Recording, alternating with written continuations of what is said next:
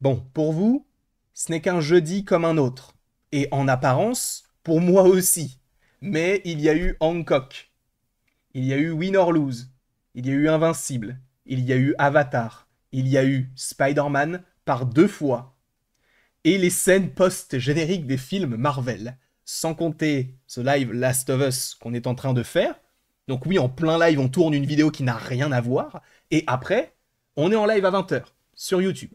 Et à 21h, on est en live sur Twitch à nouveau.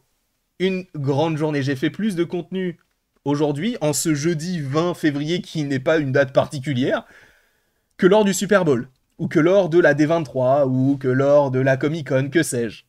En tout cas, je suis très content tout de même de vous retrouver aujourd'hui pour une énième vidéo pour parler de choses un peu complexes. Alors, il y a deux écoles, il y a des gens qui sont contents de, non pas de l'annulation, mais de la suspension du développement de certains projets, et d'autres qui vont s'insurger. Alors, on va lire l'article en entier. Alors, sachez qu'actuellement, je ne l'ai pas lu en entier, on a commencé, puisque ce n'est que la 5e fois qu'on recommence cette vidéo. Mais ce n'est pas grave. On va lire cet article. Marvel suspend le développement des séries télévisées, donc Nova, Strange Academy, Terror Inc. Terror Inc, je connais pas. Je vais pas vous mentir, j'en ai jamais entendu parler. Je ne sais pas ce que c'est exactement, mais a priori, c'était une série. Donc peut-être qu'en lisant l'article, on en saura plus sur ce projet secret, entre guillemets, sachant que Nova et Strange Academy, bon, ça n'a pas été officialisé par Marvel, mais on avait des rumeurs autour de ça. Terror Inc, c'est la première fois que j'en entends parler. Marvel Television a donc suspendu le développement de ces 3 projets. Des sources ont souligné à Deadline que ces projets n'ont jamais été officiellement approuvés. En vrai, pour Strange Academy, je peux l'entendre. Pour Terror Inc., encore une fois, j'en ai jamais entendu parler. En revanche, pour Nova, je n'y mettrais pas ma main à couper parce qu'actuellement, ils seraient en train de chercher quelqu'un pour jouer Nova. Bon, si le projet est en suspension, et suspendu plutôt, là pour le coup on pourrait se dire, ok, ça peut être crédible, d'accord. Mais bon, le studio a simplement changé ses priorités pour le moment. Alors on peut supposer que là ils vont véritablement se concentrer sur les projets qui vont normalement sortir, eh bien supposément avant Avengers The Secret Wars, et que par la suite là ils feront ce qu'ils ont à faire par rapport aux différents projets. On nous dit que cette décision reflète également un nouveau modèle de production télévisuelle qui a émergé chez Marvel ces dernières années. À l'origine, Marvel abordait le développement des séries de la même manière qu'il gérait les longs métrages, donc avec une liste qui était annoncée et qui devait se réaliser entre guillemets. Il y a quelques années, la haute direction a décidé de réorganiser le processus de développement alors qu'ils remaniaient également leur nouvelle série Daredevil Born Again, donc en 2023 si je ne dis pas de bêtises, puisqu'en gros, pour faire simple, il y avait un premier tournage de la série Daredevil avec des choses qui avaient fuité et qui ne plaisaient pas aux fans, et donc à partir de ce moment-là, Kevin Feige, alors peut-être sous la contrainte, a décidé de virer des gens et a choisi de faire une série peut-être un petit peu plus connectée par rapport à ce qu'il y avait sur Netflix. La nouvelle approche de Marvel en matière de développement télévisuel est plus traditionnelle, avec beaucoup plus de projets en cours de développement que ce qui sera finalement réalisé. Donc en gros, c'est qu'on a plus d'idées que de projets à faire. En gros, à l'époque, c'était on a une idée, on l'a fait. Aujourd'hui, c'est on a plein d'idées, mais qu'est-ce qu'on va faire dans ces différentes idées? Donc on est un peu plus sélectif, avec donc des showrunners étant chargés de superviser chacun d'eux. Sachez que pour des séries comme la série sur Vision pour Daredevil saison 2, ça va arriver, ne vous inquiétez pas, ce n'est pas en suspens, puisqu'on a déjà un showrunner pour la série, notamment du côté de Vision. Passer à un processus de feu vert, donc d'avoir l'accord de la haute direction pour faire un projet, plus classique était logique car le studio cherchait à maintenir l'engagement du public dans un contexte de nouvelles réalités auxquelles l'industrie est confrontée.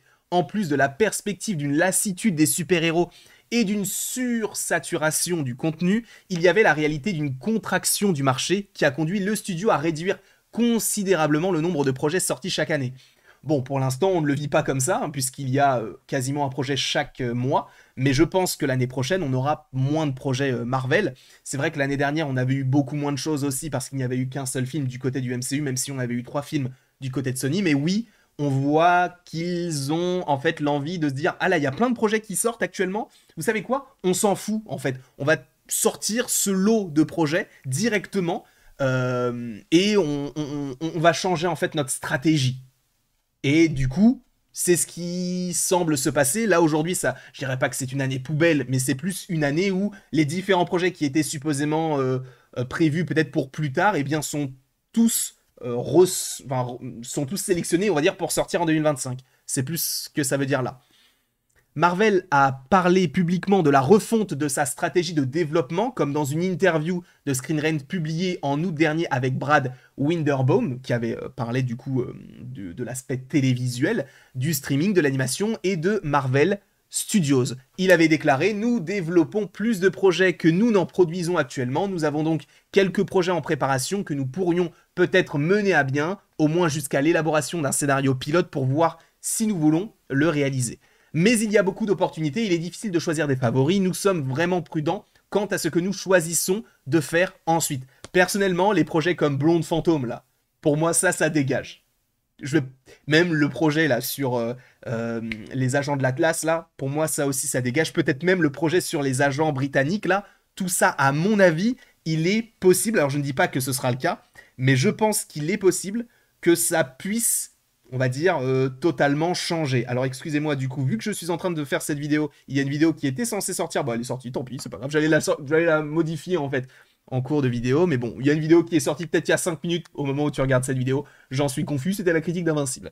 À l'origine, Marvel s'est tourné vers Sabir Pirzada pour écrire une adaptation de Nova, comme nous vous l'avons révélé donc en 2022, bénéficiant de plusieurs pseudonymes, le plus célèbre étant Richard Rider. Nova est un personnage créé par Marv Wolfman et John Romita Sr., un héros au pouvoir cosmique et dernier survivant de la force militaire et policière intergalactique connu sous le nom de Nova Corp, donc ça aurait pu se connecter par rapport à Infinity War, qui manie la Nova Force pour protéger l'univers. Bon là, après on te rappelle un peu le perso. Marvel était actif sur le projet pas plus tard qu'en décembre dernier, annonçant alors que l'ancien élève de Criminal Minds, donc Ed Bernero, avait été embauché comme scénariste et showrunner de la série, en remplacement de Pirzada. Ok. Sauf que ce n'est pas tout. Si Nova était le plus concret des 3 projets mis en pause, Strange Academy et Terror Inc. étaient également en développement depuis un certain temps en tant que série pour Disney+. Alors sachez que Strange Academy, en gros, qu'est-ce que c'est? C'est une série de comics où en gros on a plein d'élèves qui manipulent la magie et on a des professeurs eux-mêmes qui sont des magiciens. On a Wanda, on a Doctor Strange et du coup c'est la Strange Academy, sachant qu'il y a America Chavez, il y a l'Abomination, il y a tous les personnages à camartage, tout ça, et ça aurait même pu s'appeler Wong Academy. Strange Academy aurait été une adaptation de la série donc de comics éponyme créé par Scotty Young et l'artiste Humberto Ramos, qui a fait ses débuts en 2020. Se déroulant à la Nouvelle-Orléans, elle se concentre sur une école fondée par le Docteur Strange pour éduquer les jeunes individus dotés de capacités magiques. La série devait se concentrer sur Wong. Et oui, je vous l'ai dit. Interprété par Benedict Wong et sur sa direction de l'école. On ne sait pas exactement qui était attaché au projet au niveau du développement de tout ça. Lancé en 92. Les comics Terror Inc. étaient centrés sur un anti-héros du nom de Terror qui possède la capacité d'incorporer les parties du corps d'autrui dans sa propre forme. C'est quoi ce personnage-là? Acquérant ainsi leurs souvenirs et leurs capacités. Dan Chichester, Margaret Clark ou Klaus Johnson, le personnage est apparu pour la première fois sous le nom de Shrek dans Street George, bon bref on s'en fout. Encore une fois on ne sait pas qui a participé au développement de la série, à mon avis ça dégage, hein, je pense. Marvel Television sortira Daredevil Born Again, Iron Heart, Wonder Man, bref on te rappelle tout ce qui est prévu de... Voilà, mais en tout cas pour ceux qui attendaient Nova, sous le nez.